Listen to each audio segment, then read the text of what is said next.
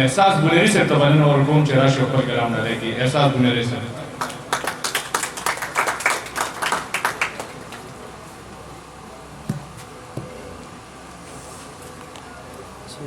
مودې کېږي چې ما نه مرور دی یو سړی، مودې کېږي چې ما نه مرور دی یو سړی، په حسن خو یوسف په زړه کافر دی یو سړی. مننه او لاسونه یې زما په وینو رنګ لکه نکریزې، لاسونه یې زما په وینو رنګ لکه نکریزې، په شکل اف توبه سم معتبر دی یو سړی. مننه. بسم الله الرحمن الرحیم. ډېره زیاته مننه د مابڼ پښتو ادبي جرګې چې موږ له بلنه راکړه او سپیشلي مبارکي وایم بیګ ملنګ روډ ته. درمان سي یو درې شعر دي چې په تاسو کې د امن د رڼا ملګري څوک دي، په تاسو کې د امن د رڼا ملګري څوک دي، د ډب مسلمانانو د رښتیا ملګري څوک دي. په تاسو کې د امن د رڼا ملګري څوک دي، د ډب مسلمانانو د رښتیا ملګري څوک دي.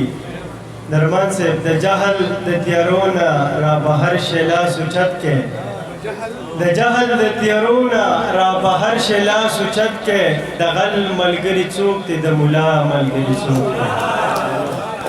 د جهل د تیارو نه را بهر شي لاس اوچت کې، د غل ملګري څوک دي، د ملا ملګري څوک دي. راځئ چې ټول مین یو بل ته خپلې کیسې وکړو چې ما په شان په زړه پکې تباه ملګري څوک دي. یو درې شعر درته نور وایم درمان صاحب چې په لاس کې مې ستار نری باران دی او ماښام دی، په لاس کې مې ستار نری باران دی او ماښام دی، دا زړه مې په یو چا پسې سم وران دی او ماښام دی. مننه.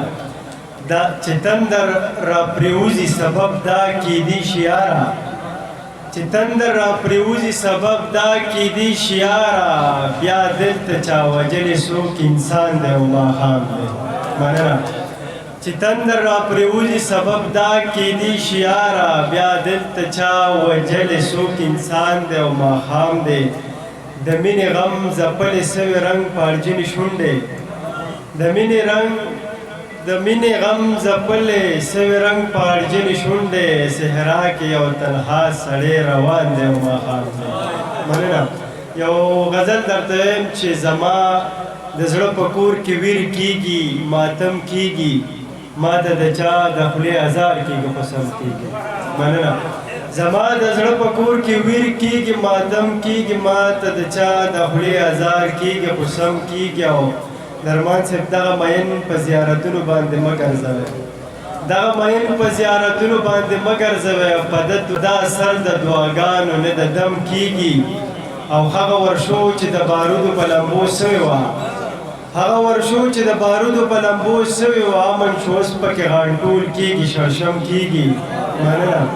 هغه ورشو چې د بارودو په لمبو سوی وه، امن چې اوس پکې غانټول کېږي شړشم کېږي. د دې وطن د بدبختۍ کیسه هم دغه ده چې دلته لا هغسې جنګونه په غنم کېږي. مننه.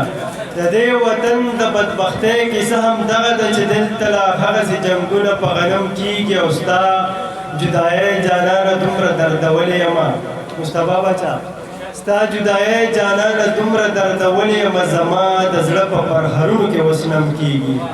مننه. او احساس هلته به د جنګ نامه د سره نه وي، چېرته چې ذکر د کتاب او د قلم کېږي. د آخري دوه شعر وایم چې په زړونو کې چې یو بل ته تضاد ساتو صاحبه، نو دا وطن به څنګه بیا آباد ساتو صاحبه. ته ووایه زما د پښتونخوا په وسایلو تر څو پورې به ستا اسلام آباد ساتو صاحبه.